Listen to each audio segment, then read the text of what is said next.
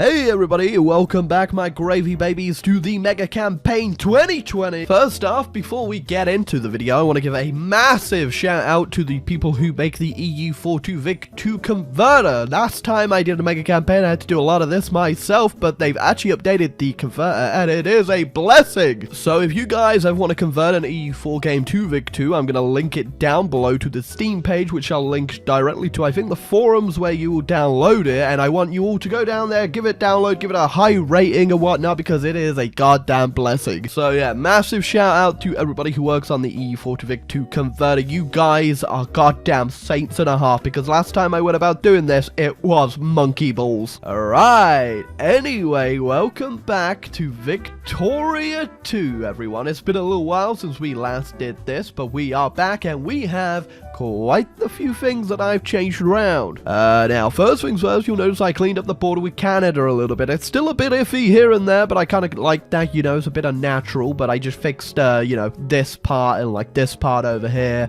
Some bits still need colonizing because it is still VIC2, and we'll just go over a few of the things that are different. So, one of the big things, and when I say big, I mean it, is Germany is already here, baby. That's right. What was Swabia? I was originally going to turn into Austria, but then I thought, not entirely sure if the German unification is going to work like it didn't in our last Mega Campaign. So just to be sure, I have already whacked down the German Empire, and if they form, it was a big if they do form, but this should hopefully make it so we'll actually see some sort of powerhouse in the middle of Europe. And we really do need a big powerhouse in the middle of Europe, considering we have to compete with a Byzantine Russia, a massive Poland, a France that's, you know, it's got a little bit of Spain, and a bit of, you know, it's got Belgium and stuff like that. And we've got a British Empire that owns a whole chunk of Spain down here. As far as everything else goes, the Mughals are still up here. They're very powerful. The way the converter actually works is it does actually give you an option to make countries uncivilized and make your game more Eurocentric, which I have done because we are obviously playing a Western nation,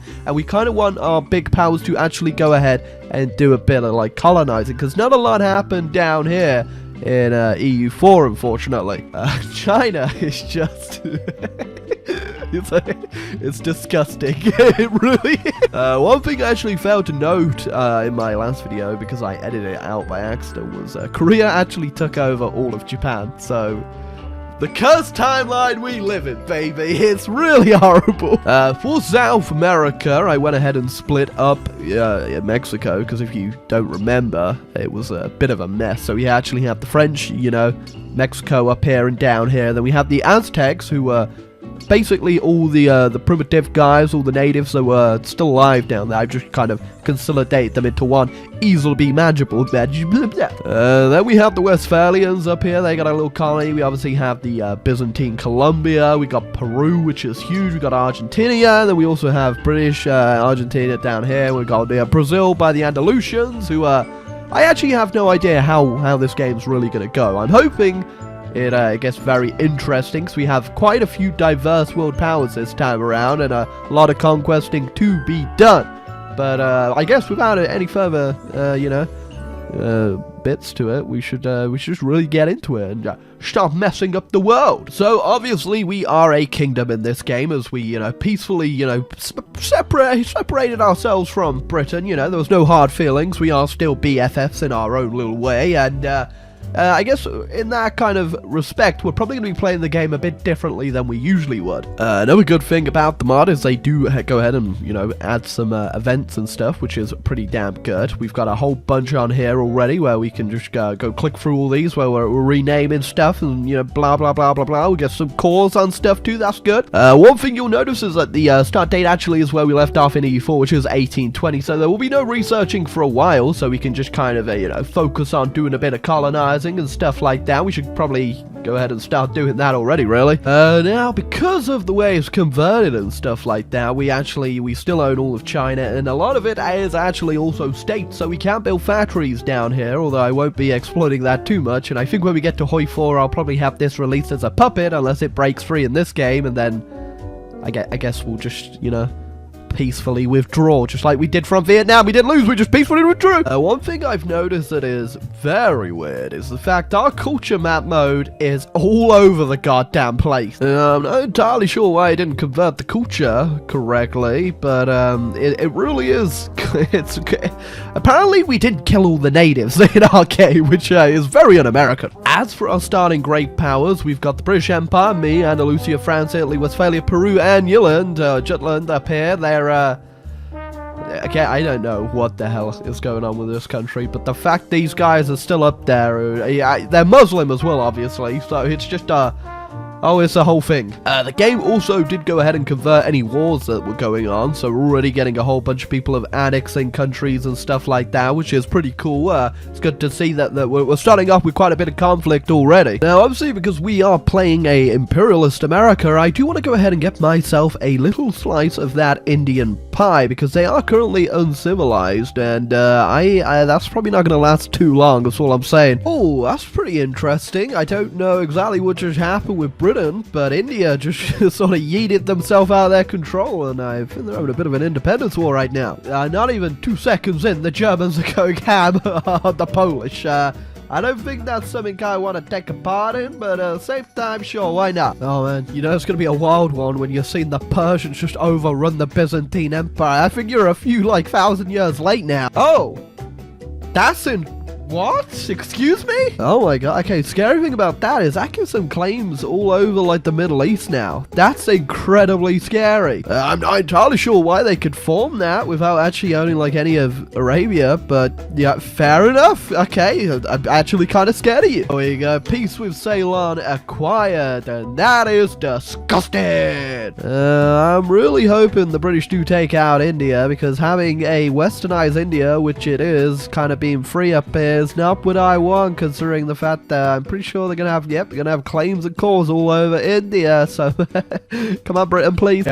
5 minutes into France and chill, and he gives you this look. Oh god, I just had a crisis and I didn't check it. Jody just owns this big blob of Poland. Oh, gotta make up time for you know, keeping those natives around, I suppose. Well, okay, thankfully the British did take down India, which is a good thing for us, really, because now we can carry on with our little conquest and try, you know, compete a little bit. One thing very interesting I'm pretty sure is gonna happen is the American Civil War. I'm not entirely sure how it's going to go down, but it's definitely going to go down. I also noticed that Mexico's here, and they're currently having their independence war with the French. We've also got countries like the Dominican Republic that have been released, and Haiti, which is trying to break free from Britain. If I know anything about history, is they don't want to mess with Haiti. There we go, just finished off Ceylon there, and I am turning my eye to Indonesia, but it is such a goddamn mess. I don't even know where to begin. Oh my god, even in Victoria, like there's just no stopping the mess that is Mexico. God damn it, it's already devolving into a million states. You know, the actual culture map of Europe is, I'm assuming, more converted from EU4 than it is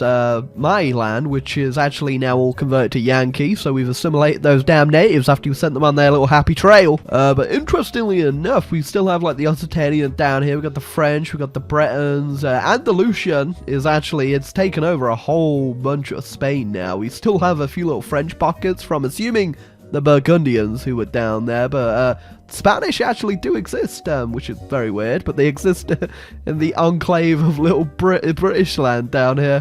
Funnily enough, though, I didn't get converted into Anglo-Saxon because I got the American culture group, which happens when you go to America in EU4, so Anglo-Saxon still exists, so it's still a world where the Normans didn't take over Britain, so God forbid how the hell they sound with their goddamn language.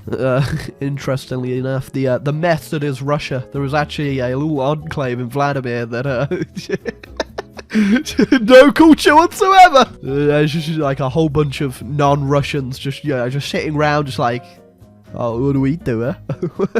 Bit bored, just watching paint dry. Oh my god, in the Middle East, there's just like a little pocket right here of neo-Italian. What the hell is Neo-Italian? I just noticed that the German Empire is a primitive nation, which kind of makes sense because at the end of EU4, Swabia did in fact get nuked by everyone. Well, it didn't take long for us to usurp the #1 great power spot. That's because people like Great Britain and all the other Western powers are all putting down colonial revolts right now. It sucks to be you guys, even though I'm the biggest colonizer of you all right now. Oh, I noticed Canada just blurted out, and I have cause on you. Don't mind if I do. There we go. Didn't want to take too much off them because I don't really have the infamy at the moment. But look at those. Look at those pretty straight lines. Oh my god, I feel so colonized right now. Ain't nothing say American colonialism than a goddamn straight line. Oh, the Karakanids are actually they're actually going to be a formidable power by the looks, because they are just pushing the hell into Persia right now, and I'm pretty sure they've added two little provinces they actually want to take up there, so we probably should keep an eye on these guys. You know, I ain't too sure how I feel about being, you know, right next to a French person. I'm trying not to get upset here, but you kind of missed a spot there. There's a lot of good feelings in the world, but honestly, there is none like getting a casus belli on someone with no goddamn infamy. Look at that, 0.2 infamy, baby! Oh, we also hit 1936, so it is finally time to be doing some technology. Oh, we just had a crisis and spat out Japan. Welcome back to the world, buddy. Uh-oh, okay, that's a little bit early, but oh god, okay, my entire army just flipped to the Confederacy. Hold on.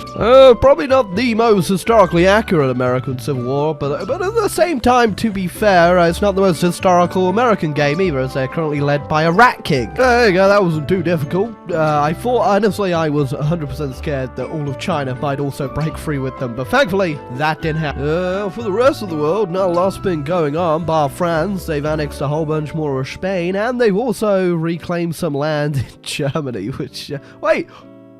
Jutland! They've got bigger! Breaking news, the Germans have moved from just normal sticks to sharpened sticks if they are now uncivilized and not primitive. Scratch any compliment I just gave to France.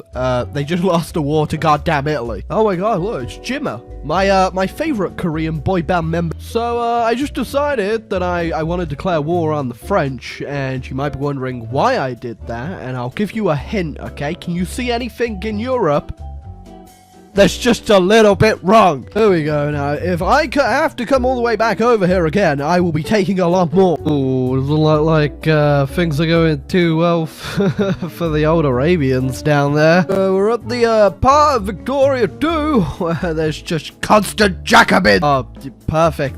As if the communists, the Jacobins, the socialists weren't up. We've got the anarcho-liberals too. Perfect. 48,000 communists have risen up in the Maldives. Which is a province that actually has 52,000 people living there, so don't mind if I'm about to wipe out 99% of the population here. Well, I like the Italians, which might have been a mistake in the long run, but we did get called into a war against, for some Byzantine Istria, which does sound like a good idea, because I've been meaning to clean up the borders over here for a while. Why do they... Yeah, okay, you know what? Lower Egypt, you can keep it. It looks better already, though. I'll take it later. Oh, I haven't been keeping much of an eye on what's been going on over here, but, Korea's not looking too well, and, the Q are, I don't know if I really like China being a resurgent power again. Interestingly enough, Brandenburg also has the exact same cause that all of the German Empire does, so they can pretty much be a contesting power down here, which is kind of how I wanted it to be in the first place anyway. And they're actually doing a lot better than them too, because, well, to be fair, the other Germany was primitive. This one is a great power, so yeah. Yeah, for a second then, I thought that said the Republic of Uwu. Very nice.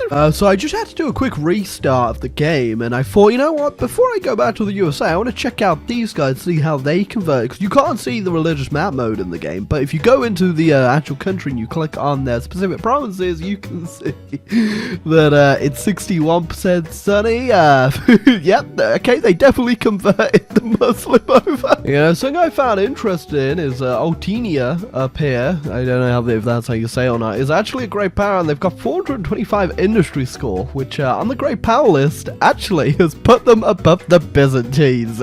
Clap in the chat for them. I just joined a German war, and I'm actually at the war with the UK, which is the first time we've been at war ever. Oh, not only did we win the war for the Germans, we also got them to release the West Indies, which could be pretty damn helpful for us, because I do need to get around to taking this province at some point. There we go, any excuse to burn Paris to the ground, and I'm on board, Germany. I'm actually devastating in this little fight with Arabia right now, because I'm defending in the mountains, while also gas attacking them. I'm pretty sure I'm not going to win it, but no, that's a 4,000 oh my Jesus. Okay, I think we might win this. I'll stick in the mountain. Oh my god, I'm literally losing like 70s, and they're losing thousands every tick. Look at that battle. I'm literally slaughtering the winner. So remember, guys, always go ahead and research gas attack as quickly as you can, because you might just kill 342,000 Arabians. For my time in having to kill, 340,000 Arabs, I have gone ahead and also taken Hawaii off them. That's right, welcome to the Empire, baby. Yeah, don't mind me just single-handedly war-criming every single battle now with this goddamn gas attack. And unfortunately, I don't think we'll be seeing a World War I in this game, just because the way the great powers have worked out, no one's really allied with each other, which is how great wars fire. So I'm not, it's not the worst thing, probably, but at the same time, I'm not entirely sure how this is going to translate over into Hoi 4. So yeah, one thing I'm pretty excited about now, playing some Hoi 4. Don't go down, rebels! I just noticed something really weird. France has 104 infamy! Britain has 128? What? Oh my god, okay, I've actually managed to fire a great war, and it's incredibly one-sided. So imagine World War One, except World War One was everyone from each side beating up Italy. It's always a good day when even the Brazilians have turned up for the seal clubbing. So this is the most cursed great war I've ever seen. We got the Argentinians, we got the Brazilians sieging down Africa, we got the Cubans island hopping with cavalry, we got the whole shebang. Oh, we got ourselves a peace conference, and